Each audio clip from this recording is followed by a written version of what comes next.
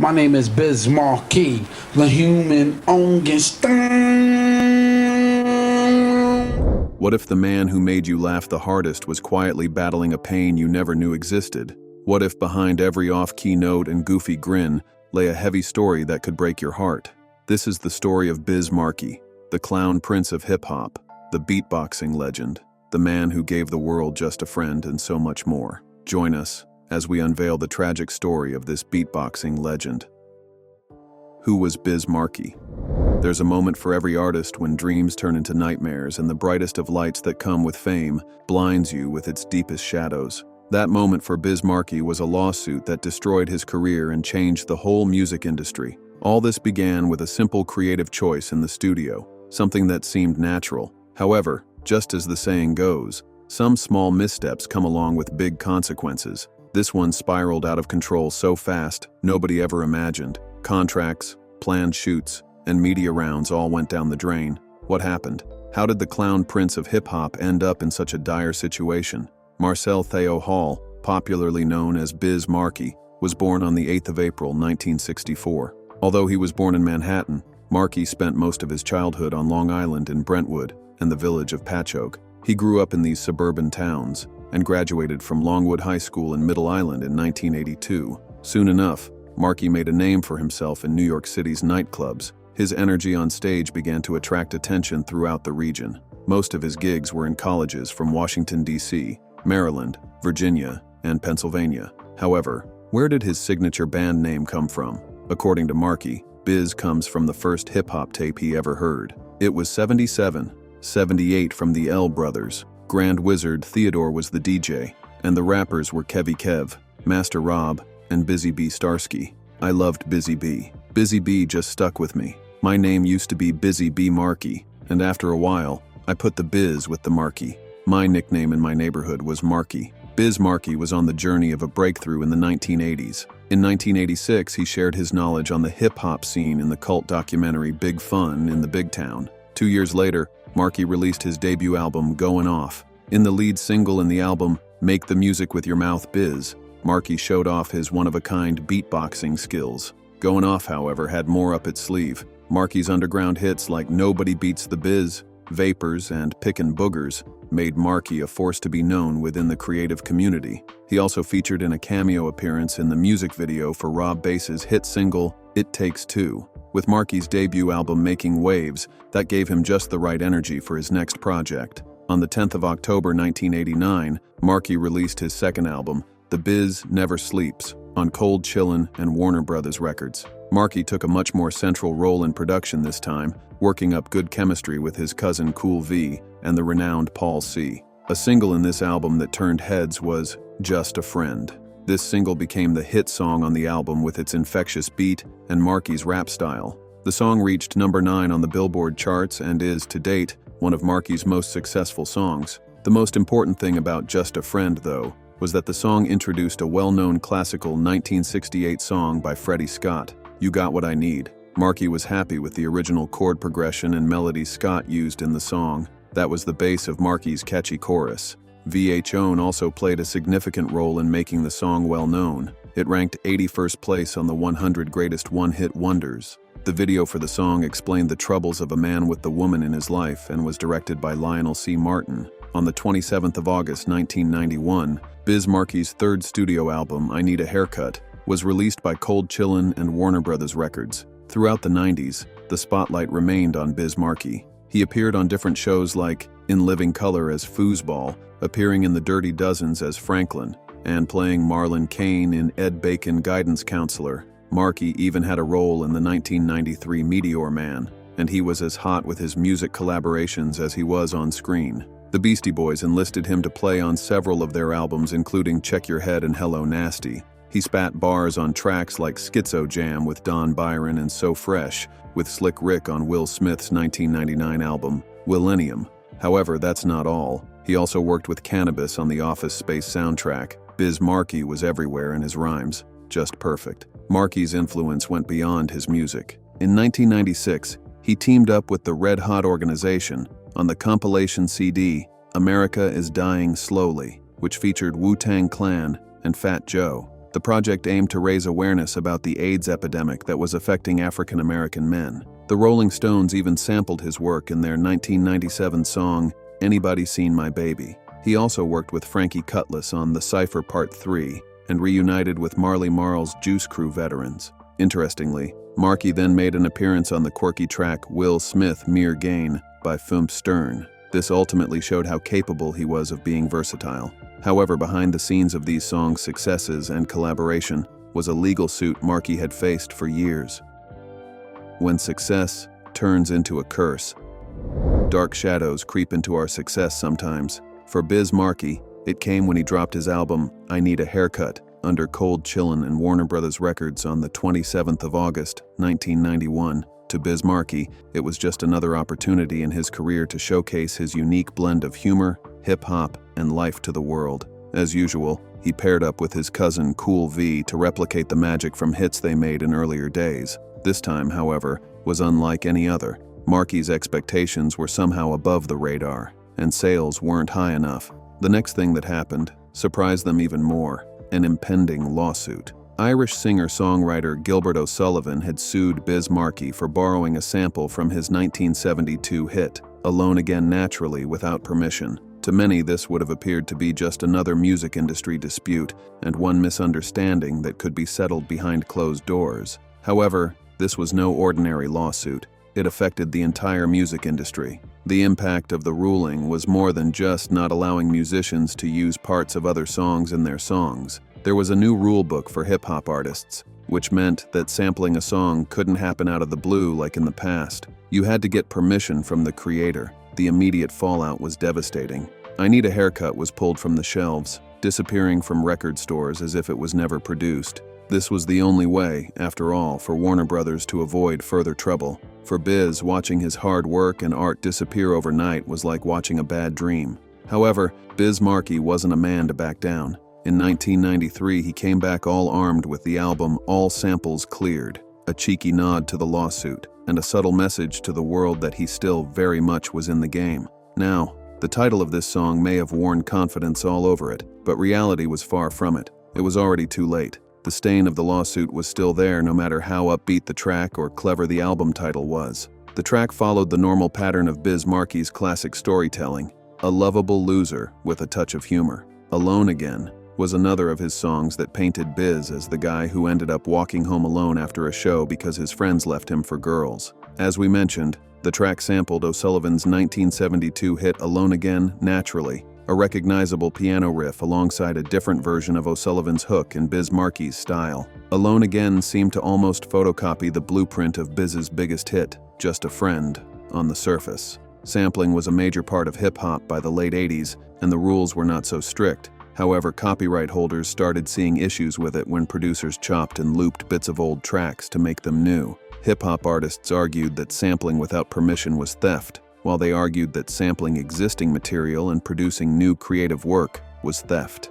Around that time also, most of the sampling disputes had been hushed behind the scenes. All this changed, however, when O'Sullivan sued Biz Markie in 1991. This lawsuit did not just happen all of a sudden. Reports state that initially, Biz and his label, Warner Brothers, had tried to get the sample legally before they released the track. However, when O'Sullivan refused, they went ahead to release the song, a decision that they probably shouldn't have made. Unlike some cases handled privately, this case was settled under the watch of a judge known as Kevin Duffy. The verdict, as we mentioned, was a total game changer. Biz Markie's copyright infringement was found illegal by Kevin Duffy. He was ordered to pay $250,000 in damages, and Warner Brothers was prohibited from selling the single or the album. Among the most shocking results of this verdict for the industry was that Kevin Duffy put Biz's case in criminal court, which meant that Biz could be charged with theft. It also meant that if this was to happen, he would find himself on the criminal record. This did not happen anyway,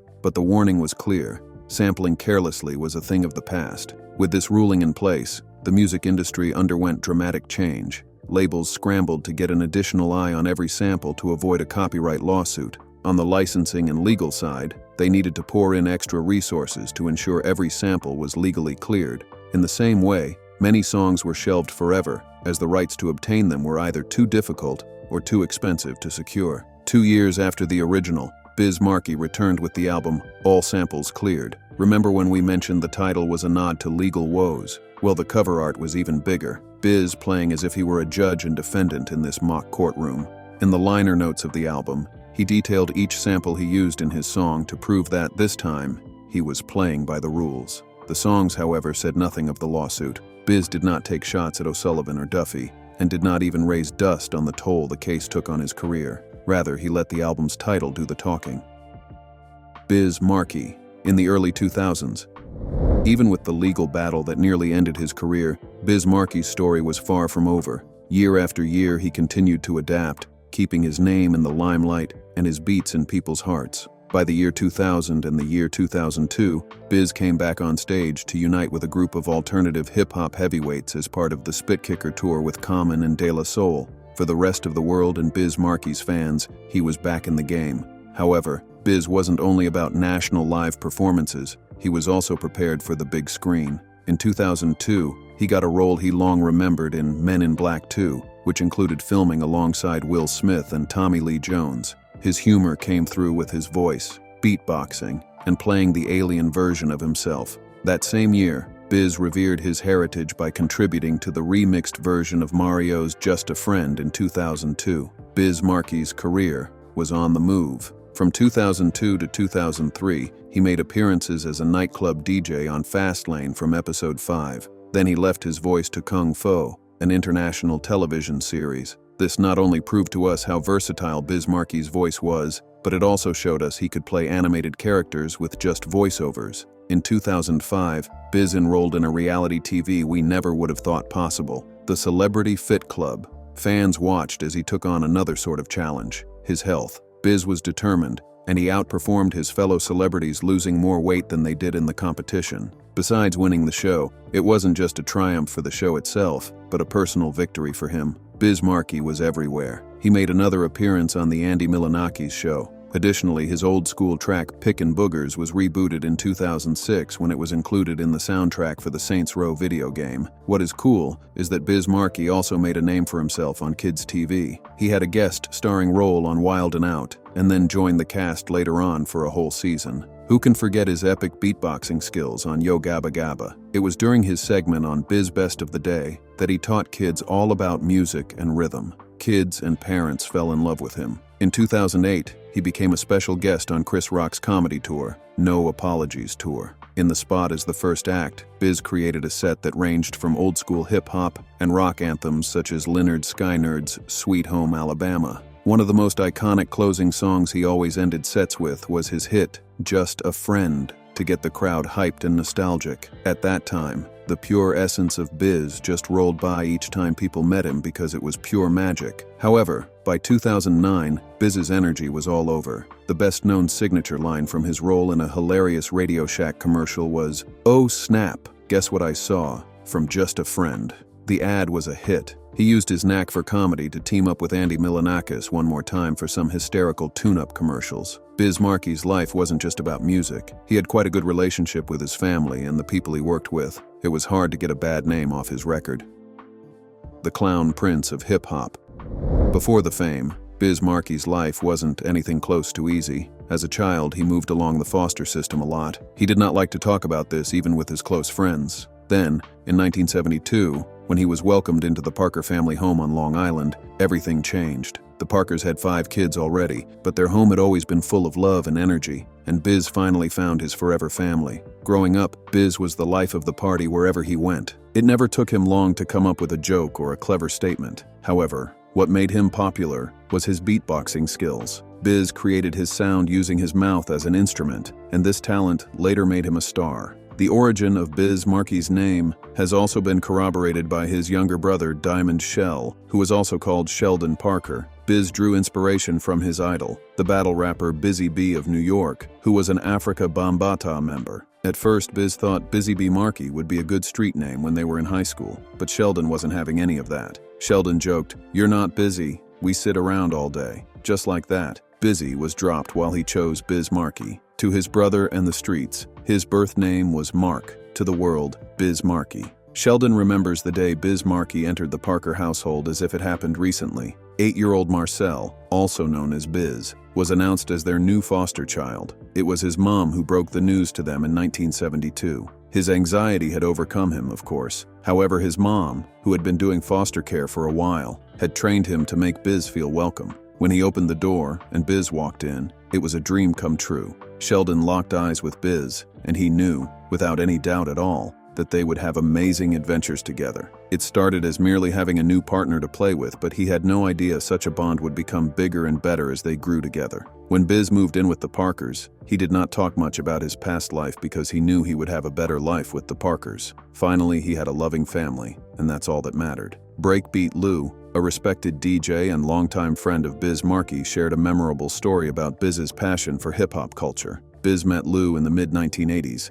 and asked him about the hip-hop world. Lou then decided to share his journey from riding the trains in 1972 to b-boying, DJing, and eventually digging rare records. Lou's experiences kept attracting Biz's attention, and he wanted to know more about digging through records and how to search for particular sets. Lou noted that throughout that time, Biz was a focused hip-hop student who was always eager to learn and perfect the craft. Biz Markie had an elephant's memory. He could think fast and recall the most insignificant things from ages ago. In one of the anecdotes that Breakbeat Lou shares, Biz could remember a scene from when Biz spent time in Central Park in 1000, what he wore, and what the weather looked like. When it came to digging for records, Biz Markie was only interested in what they called funk. The idea for his mantra came from this particular decision: it has to be funky. Biz Markie's passion for music was off the charts, and he could rock with anything that had a funky beat, whether it was Barbara Mandrell, Judas Priest, or Jefferson Starship. Funk masters like James Brown and Bootsy Collins were no doubt close to his heart. Shell recalls when Biz Markie discovered his beatboxing gift in junior high school. They would flow in the same room, banging, or creating a dance move that synced with the beats. At age 11,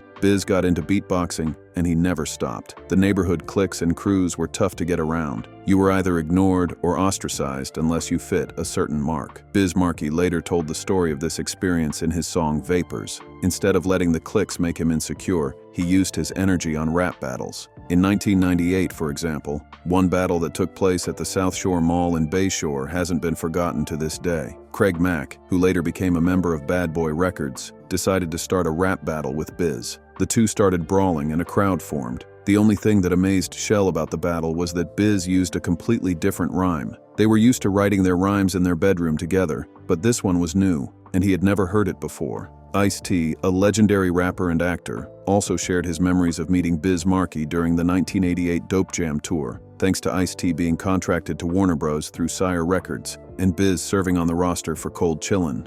It was something fate had ordained as Ice-T and Biz got on the same tour bus, presumably because of cost. Ice-T also remembers that Biz had a way about him that made the entire tour fun. Growing up with Biz was an adventure full of laughter, even in worst-case scenarios. Shell recalled how even though money was scarce, they had good food and a family full of love. One memory that is still stuck with Shell today is the Christmas period. Their mom would give them a magazine and have them circle the toys they wanted. In 1979, all Biz wanted was a calculator watch, which cost $100. Biz wouldn't hear anything else.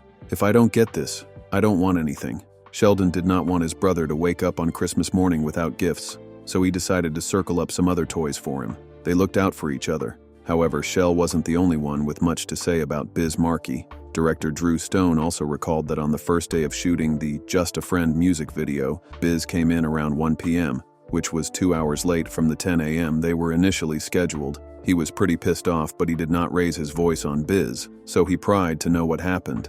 Biz's excuse: a flat tire on the Long Island Expressway. When Stone posed the question of the 4-hour delay again, Biz added another flat tire lie to the story and smiled. Biz's lovable nature, however, made it impossible for Stone to stay mad at him for a long time.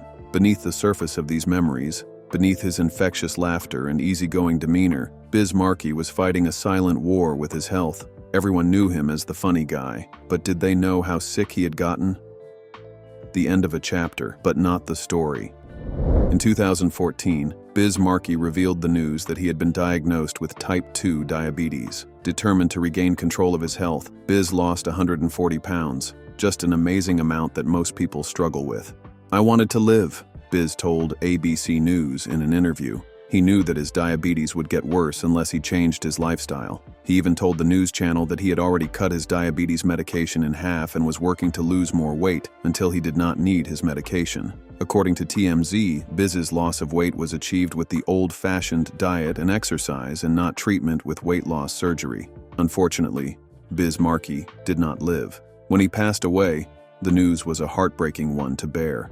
Biz Markie left the world at the age of 57 on the 16th of July, 2021, just 15 days after his representative had debunked rumors of his demise. Biz Markie was, as Questlove described, a mentor to him. "Biz built me, man," Questlove said on how Biz educated him on the best spots to seek after rare records. "We will miss him, but he will be here forever. Love you, Biz." The demise of Biz Markie had Hollywood sending in tributes like never before, and you could see just how much he was loved. Damn.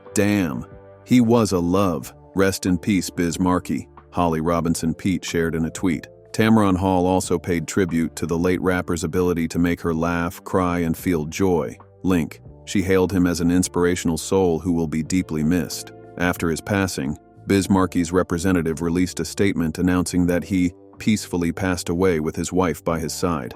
The statement also paid tribute to his legacy as an artist who touched his fans with his lively personality, jokes, and banter for over 35 years. LL Cool J also dedicated a lovely tribute to his friend Biz Markie on Instagram, describing their lifelong friendship. He remembered Biz being there when he wrote "Rock the Bells" in his grandmother's basement. He also recalled swinging all over Queens and Long Island with him. LL Cool J also expressed that he was grateful for the time they had together. He sent love to Biz's fans, family, wife, and management, adding, "Rest in power, bro. Love you, man. Peace." Biz Markie was an entertainer, and he was Marcel behind the curtains. Breakbeat Lou knew him as both. In 2012, when Lou was at a crossroads, he felt depressed and wanted to take a break from the music industry for good. Then, Marcel seized the moment and spoke with him.